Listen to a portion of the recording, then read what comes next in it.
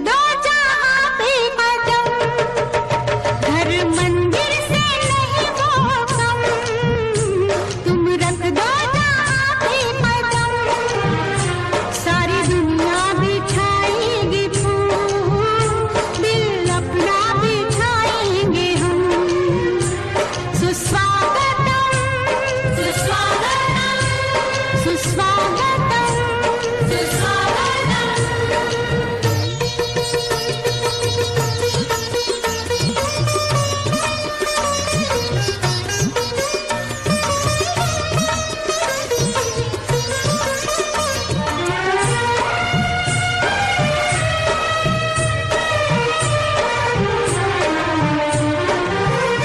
तुमने विश्वास ऐसा जगाया, हमको अपनी नजर में उठाया। तुमने विश्वास ऐसा जगाया, हमको अपनी नजर में उठाया।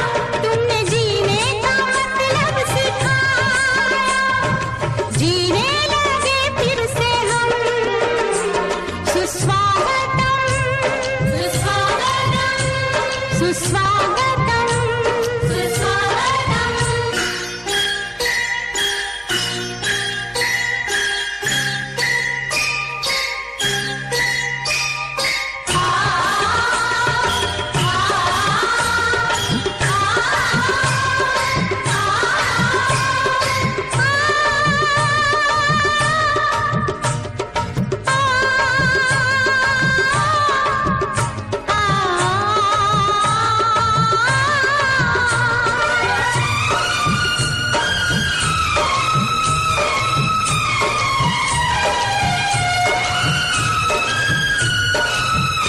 तुम हो आदर्शों के रखवाले, किए तुमने दिलों में उजाले।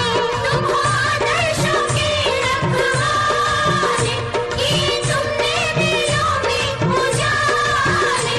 दाग तुमने दिलों से निकाले, हुए पावन तुम्हें पाके हम। सुस्वागतम सुस्वागतम सुस्वागतम। सबसे पहले मैं बहुत बहुत हार्दिक शुभकामनाएं सरला जी को देता हूं कि आपने एक प्रेम यात्रा में बहुत ही शानदार कविताएं लिखी। मैंने अभी कुछ कविताएं देखी है। आपको बहुत बहुत साधुवाद, बहुत बहुत धन्यवाद। आपने बहुत ही शानदार कविताएं लिखी और आप कहती हैं मुझे लिखना तो आता नहीं है, मगर कविता लिखने के बैठने के बाद में कविता अपने आप उपजती है। और आप शिक्षाविद जो है, तो शिक्षाविद को तो अपने आप को सरस्वती अपने आप उपजती है। आपका बहुत बहुत आभार, बहुत बहुत धन्यवाद। आपने बहुत ही जोरदार कविताएं लिखी है और इन कविताओं से जो हम सभी पढ़कर प्रेरणा लेंगे, जो कृष्ण भगवान के विषय में, जो मीरा के विषय में लिखी गई है, बहुत ही प्रेरक शब्द आपने लिखे हैं। और इस प्रकार की कविताएं आप और आगे लिखते रहें। इस प्रकार हम आपके उज्जवल भविष्य की शुभकामनाएं करते हैं। और कुछ 4 लाइनें मैंने भी अभी बैठे बैठे लिखी है आपके स्वागत में।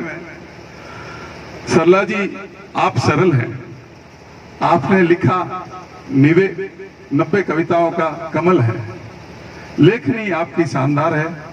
प्रेम यात्रा का यह ग्रंथ, यह कविता की किताब असरदार है। प्रेम यात्रा में आपने प्रेम से बुलाया है। आज की प्रेम यात्रा का यह समारोह सभी को मन भाया है। शुभकामनाएं समाज की तरफ से देता हूं। प्रेम यात्रा प्रेम यात्रा में और यात्रा जुड़े, ऐसी प्रार्थना करता हूं। बहुत बहुत धन्यवाद। आपने बुलाया और सम्मान दिया, उसके लिए आपका बहुत बहुत आभार। कवि एक उत्तम शिल्पकार होता है और सरला जी की कविताएं मैंने अभी देखी, मुझे बहुत ही अच्छी लगी। कवि अपनी शब्दों को व्यक्त करता है। काव्य के 2 भाग होते हैं, अनुभूति और अभिव्यक्ति। हर कोई व्यक्ति कवि नहीं होता, लेखक भी कवि नहीं होता, लेकिन कवि लेखक हो सकता है। सरला जी ने जो कविताएं लिखी है उसके बारे में एक कविता मुझे बहुत अच्छी लगी। मेरी कविताएं लहलाते खेतों में नहीं उपजती, ना ही नदी की तरह अविरल बहती है। मेरी कविताएं गंगा के शीतल घाट पर बैठकर देववाणी की तरह नहीं उपजती, ना ही घनी फसलों की हरियाली मेरे शब्दों को पोषित करती है। इस प्रकार से सारी कविताएं मैंने पढ़ी है और काफ़ी कविताएं मुझे बहुत ही अच्छी लगी है। मैं ये कह सकता हूँ कि हमारे समाज में प्रतिभाओं की खान है, बस जरूरत इस बात की है कि उन प्रतिभाओं को उजागर करें और उनको प्रोत्साहित करें। मैं अंत में यही कहूँगा कि सरला जी, ये यात्रा आपकी शुरू हुई है, ये अब चलती रहनी चाहिए। धन्यवाद। जय हिंद। लीला जी, संतोष जी, मधुर जी और हरिदास जी सर और आप सभी पधारे हुए अतिथियों का, मतलब आपका सबका सहयोग है कि ये प्रोग्राम हो रहा है और आपका आना कि शायद मैं आपसे पहली बार मिल रही हूँ और आप आए हैं, ये मेरे लिए बड़ा सौभाग्य है। ये बहुत बड़ी बात है कि मैं इनमें से कई रचनाकार हैं जिनको देखा भी पहली बार है, लेकिन फिर भी आप बता रहे, ये मेरा सौभाग्य है और मैं इसके लिए धन्यवाद नहीं कहना चाहूंगी क्योंकि वो फिर छोटा हो जाएगा सब।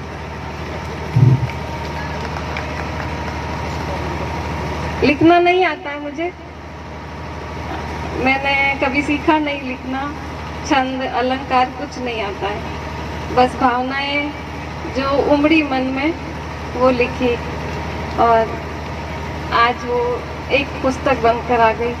ये मेरे लिए भी एक आश्चर्य का विषय है। आश्चर्य की बात है कि ये किताब मैंने नहीं लिखी, ये ईश्वर ने लिखी। जब मैं खुद पढ़ती हूँ तो मुझे लगता है कि मैंने तो नहीं लिखा। बस लेखन के बारे में मेरा यही है। मुझे इन कविताएं जब आप पढ़ेंगे तो देखेंगे कि सिर्फ मेरी भावनाएं हैं। अंतर्मुखी व्यक्तित्व है मेरा, इसलिए मित्र मंडली बहुत कम है, बातें करनी मुझे आती नहीं है, इसलिए मेरी स्पीच भी तैयार नहीं है। और अंतर्मुखी व्यक्तित्व होने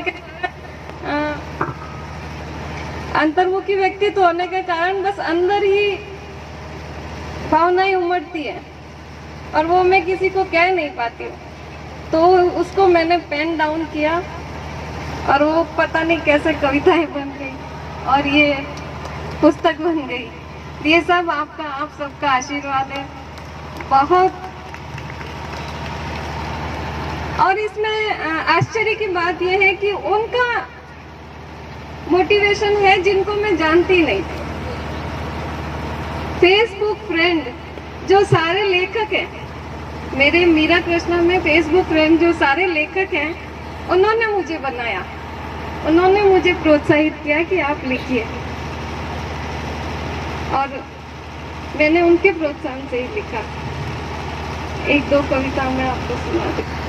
मौन का अर्थ हमेशा मौन ही नहीं होता, मौन का अर्थ धर्म निर्वाह भी हो सकता है। सदियों से मौन रहने वाली शक्ति, सदियों से मौन रहने वाली शक्ति जब तांडव नर्तन करती है, सदियों से मौन रहने वाली शक्ति जब तांडव नर्तन करती है तो सिंहासन हिल जाते हैं और ताजपोशी खतरे के घेरे में आ जाती है।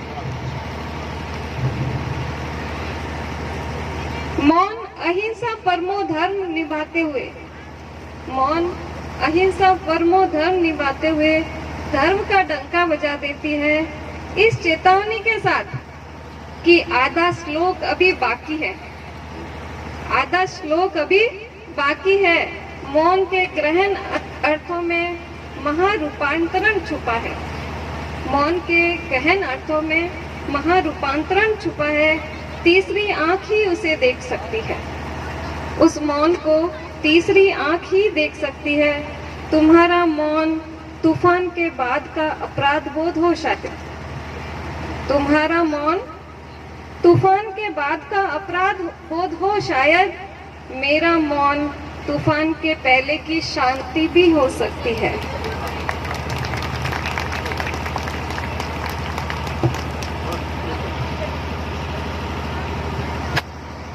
दूसरी मेरी रचना है पारिजात।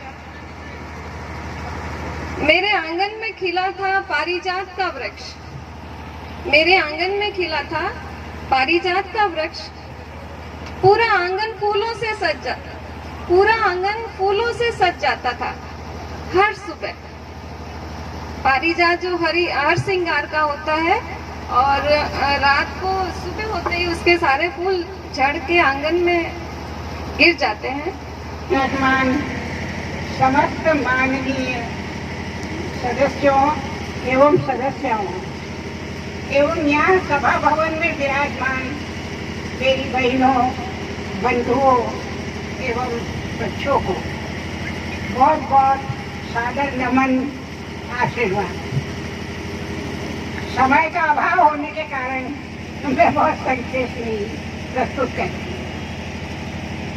वास्तव में सरला जी की कविता की पुस्तक प्रेम यात्रा एक यात्रा का शुभारंभ है और ये शुभारंभ निरंतर आगे बढ़ते जाएगा। इसका आशीर्वाद आपको प्रत्येक से मिला है और मिलता रहेगा। कविताओं के संदर्भ में आपने बहुत कुछ सुना।